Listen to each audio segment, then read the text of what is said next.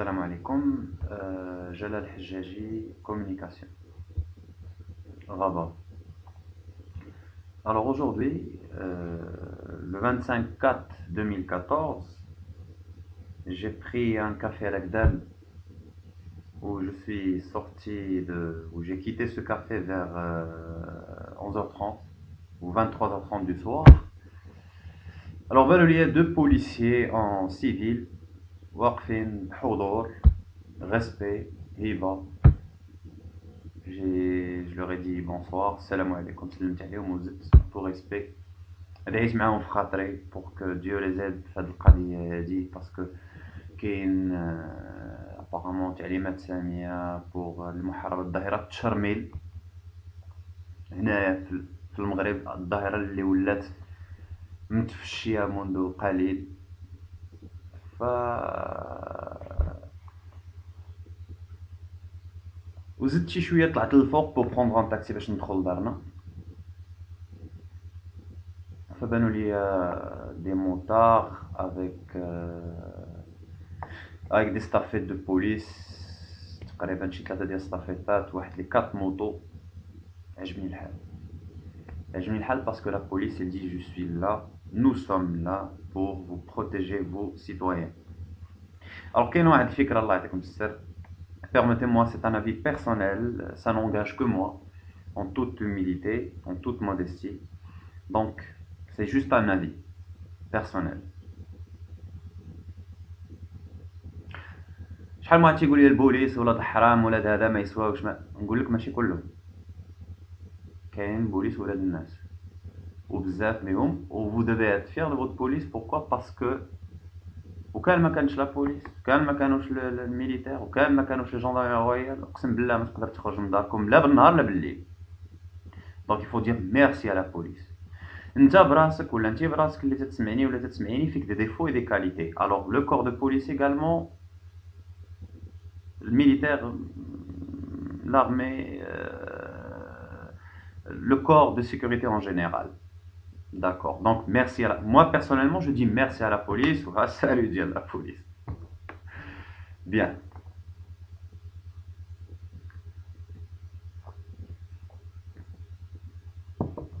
فطلعت لقيت ان تاكسي جوست ابري لو باساج ديال لا بوليس اللي دازهم جات بيان سور دي كارت بور اسيور لا سيكوريتي اوسي ديال هذاك لو كارتيي. فركبت مع السيد مول الطاكسي وبدينا تنهضروا شي شويه. قلت له اش اخبارك، لاباس عليك، اش اخبار؟ قلت له البوليس الحمد لله راهم قايمين بالواجب. pour que je puisse savoir un petit peu son avis sur l'histoire. قال لي الحمد لله مزيان، ça fait plaisir وهذا. قال لي après داكشي اللي شفت في دوار الحاجه، في الدوار، قال لي الدوار، قال لي في العكاري، كوا دوطخ في التقدم جو بونس، يعني quelques quartiers avec tout le respect que je dois للساكنه لهذاك الدوار. بريف دوك الاحياء ديالنا. ف قال لي مثلا في الجي 5 داك النهار دايز غير واحد خارج هاز السيف وجالس تيقطع في عباد الله. قلت له بلاتي، قلت له علاش، واش تيكريسي؟ قال لي غير هاز السيف وغادي وتيقطع في عباد الله. قلت له واش مقرقب؟ قال لي مقرقب. داكوغ. قلت له بلاتي، قلت له هذاك اللي مقرقب. الا جينا نشوفوه غتلقى عنده واحد الشاب عنده 21 22 23 سنه اكثر او اقل، اللي ما قراش في غالب الاحيان، ربما ما ساعدتوش الظروف العائليه الماديه الاجتماعيه باش يقرا، وما لقاش خدمه، وربما الا خدم تتلقى عنده تيكون عنده مشاكل مع مع الباترون ديالو، ما صبرش عليه، ولا الباترون ديالو ما صبرش عليه هو.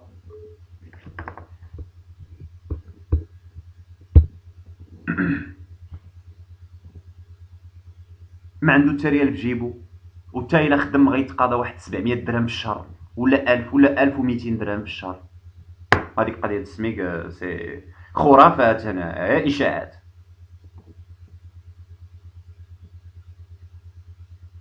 غيدير بها؟ ما حيلتو لكساتو، ما حيلتو لبسو، ما حيلتو يخرج مع صحابو مع الاصدقاء، ما حيلتو يعطي لدارهم اللي ما فحالهمش. تلقى جينيرالمون ان بيغ و اون مير ميته، تلقى با ميت، مو خدات تخدم في الديور بوغ سوفونير او بوزوان د لا فامي، توكل الوليدات، تلبسهم، تشربهم، مره خدامه مره ما خداماش. و تيخرج تيشوف لك واحد. J'ai dit comme ça une expression que Dieu me pardonne que j'ai dit برهوش تلقى عنده 18 ans 19 ans خارج ليا بلا بي ام مرسيدس، خارج تيتسارى اخر ما غنى السوق، excusez-moi pour l'expression، خارج وتيتسارى ليا avec les copains copines joint à la main la bière, peace and love. D'accord, pas de problème. واش هذا ما يتسطاش، ما يحماقش، ما يضربش القرقوبي ولا يضرب الزعتر الكحل كاع بو اي فيغ بلوس كو سا. faut le comprendre aussi. et maintenant ننتقلوا لواحد المساله اخرى اللي هي قلت له الخلل ما كاينش في داك الولد وما كاينش في الولد الاخر. الاخر الا الدوا ان الله بعد اعوذ بالله من الشيطان الرجيم ان الله فضل بعضكم على بعض في الرزق. ما نهضروش عليها. القران هذا قران لا يناقش، لا تناقش مصداقيته، تناقش افكاره ما وراء السطور، ما وراء الكلمات، ما وراء الاحرف، ولكن لا تناقش مصداقيته. الذي يناقش وهو توزيع المادة والمال في المغرب،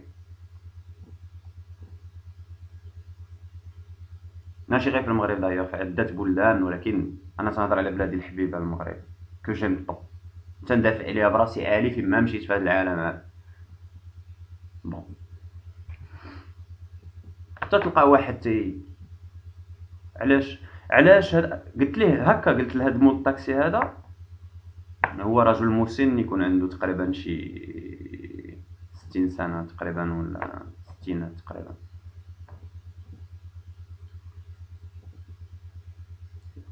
قلت ليه انا وكا كنت وزير الماليه اقتصاد، قلت ليه غادي نعمر خزينه للاغراض التاليه. هذاك اللي في الشوماج عنده ربما مشاكل صحيه باش يخدم، ربما ما قاريش، ربما ما بغاش ندخل في الحيتيات، هذاك الشيء يناقش. الحيتيات والحاله ديال كل شخص يجب ان تناقش، ملف كل شخص يناقش يعني كا باغ كا، يعني كل ملف يناقش لوحده، يعني دو كا باغ كا. فهاد يعني الشومور يتقاضى واحد الاجر شهري هادي مفروغ منها، لانه انسان، وهو مني غادي يجيب الفلوس عباد الله ما خدامش، يشفر، ينتحر، شنو يدير؟ ما يفوليدي. وفين هي دونك خصو واحد الاجر ديالو شهري. الا كان بامكانه العمل فبيدما لقى العمل ديالو خصو يتقاضى اجر شهري. واذا كان من ذوي الاحتياجات الخاصه، سواء كان معاق ذهني او مريض عقلي او مريض نفسي او هذاك يكون عنده واحد الشهريه ديالو مدى الحياه، حقه هذاك، كرامه انسانيه، حق علينا نؤديها له، حق علينا كمجتمع. فوالا هذه من ناحيه. ومن ناحيه اخرى النقطه الثانيه بالضبط، انا تنعاود غير القصه اللي يعني تقريبا الحوار اللي جرى بيني وبين مول الطاكسي كيفاش داز، كيفاش تم.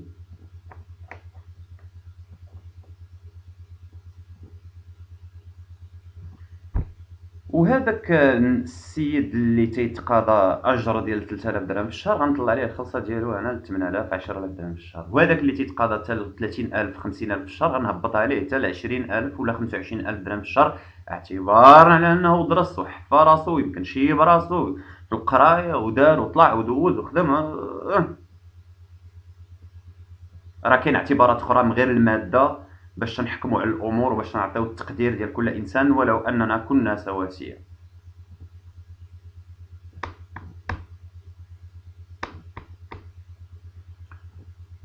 فوالا. وبهذه الطريقة إلا كنا أدينا لهذاك الشومور وداك اللي ما كانش عنده الفرصة أنه يقرأ حقه المادي وحقه ديال الكرامة كأنه إنسان،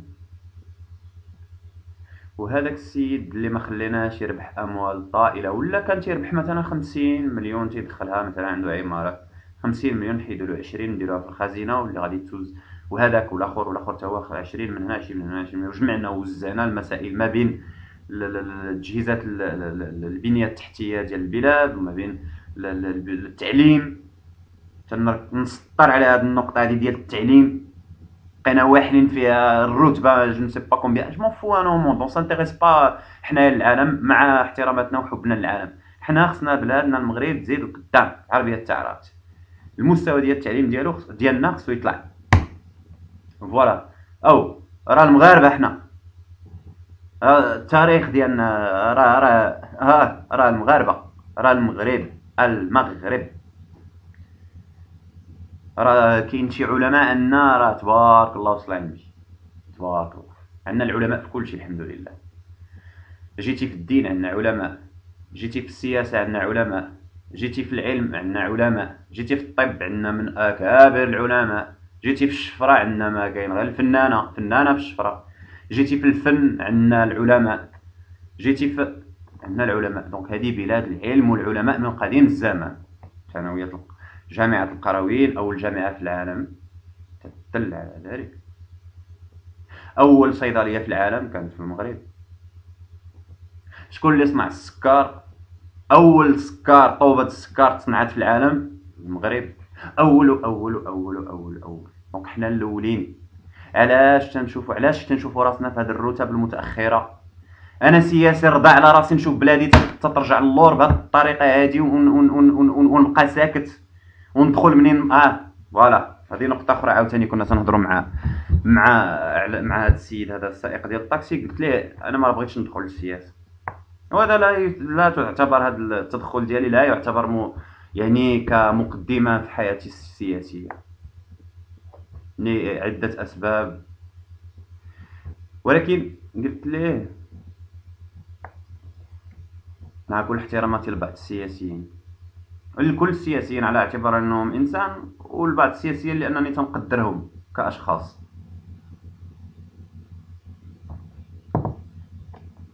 وكشخصيات كذلك.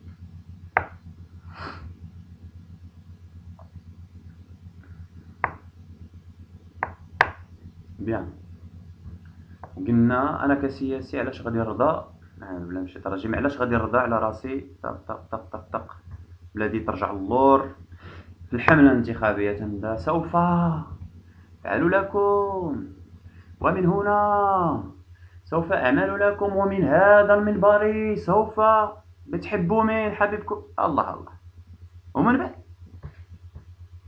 اون فوا انت صوتنا عليك فينك راكب ليا في الطوموبيله ديال وغادي شكون شافك؟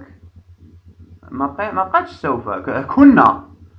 دونك هنا في السياسه بصفه عامه كن من سوف نعمل الى كنا سوف نعمل، دونك تزيد ديك كنا بغيف نعم الشيطان. وحشموا شويه على اعراضنا، نحشموا شويه على اعراضنا جميعا، نديروا شي قوانين اللي هي معقوله اللي هي في صالح الجميع، ماشي تطردي اطراف وترجع الاطراف وتخلي على اطراف اخرى. تلاحظوا انفجار شعبي ديال واحد الطبقه اللي تيسميوها المشرملين، وهذوك المشرملين براسهم خصنا نعتبرهم كانسان اللي هما في حاجه. هذيك راه صفاره انذار تدل على حالة نفسية مادية اجتماعية ثقافية متردية يجب الأخذها بعين الاعتبار ويجب معالجتها. وهنا تنحيي صاحب الجلالة الله ينصرو على المبادرة ديالو، إعطاء التعليمات ديالو، اتخاذ الإجراءات اللازمة لجميع الفعاليات المؤسسات باش يعالجوا هذه الحالة هذه.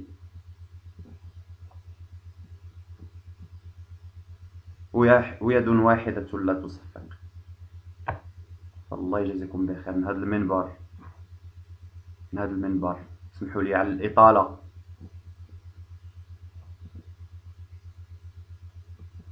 السياسيين، السادة السياسيين، راه تنعرفوا أنكم تديروا جهدكم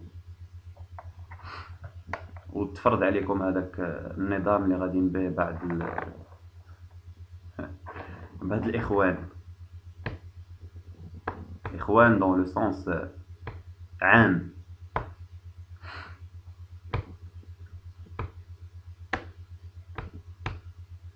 منين دخلت للدار هاد الليلة هادي النيت اللي تنتكلم معكم فيها، دخلت للدار تنفكر تنقول هاد النظام هذا اللي هو يعني هذا المرض اللي كاين في المجتمع حاليا، ولو انني تنحاول نتغاضى عليه وتنحاول نعيش حياتي بسعادة بأبسط الأشياء، نخلق السعادة من والو ولا من بزاف ولا على حساب كل نهار بنهارو، ونحاول نبرك على راسي ونبرك على أعصابي ونضغط أعصابي ونبرد راسي ونشغل راسي ونخوي راسي ونعمر راسي ونفرح ونفرح الناس إلا قدرت معايا إلا كنت فرحان. فتنقول على أنه هذا المرض اللي فيه المجتمع المغربي خاصة المجتمع العربي بصفة عامة، وتسمح على هذه الكلمة هذه لحقاش هذا هو الواقع خصنا نرضاو به. فكاين لو مو اكسبتاسيون، رضاو بالواقع، وهذا النظام اللي غادي به العالم بصفة عامة غادي يتبدل في واحد الوقت. أنا عندي اليقين حسب الدراسات الإسلام علمانية فتقول أن غادي يجي واحد الوقت اللي الأمور فيه إن شاء الله غيكون فيه فريمون العدل والمساواة. العدل والمساواة غاديين هاكا. ففي انتظار ذاك اليوم أوصي نفسي وأوصيكم بالصبر وبالعمل الجاد على كل على قدر استطاعته، كل على قدر استطاعته، نصلحوا أحوال نفوسنا، كل واحد يبدا براسو. فوالا، الصبر والعمل الجاد.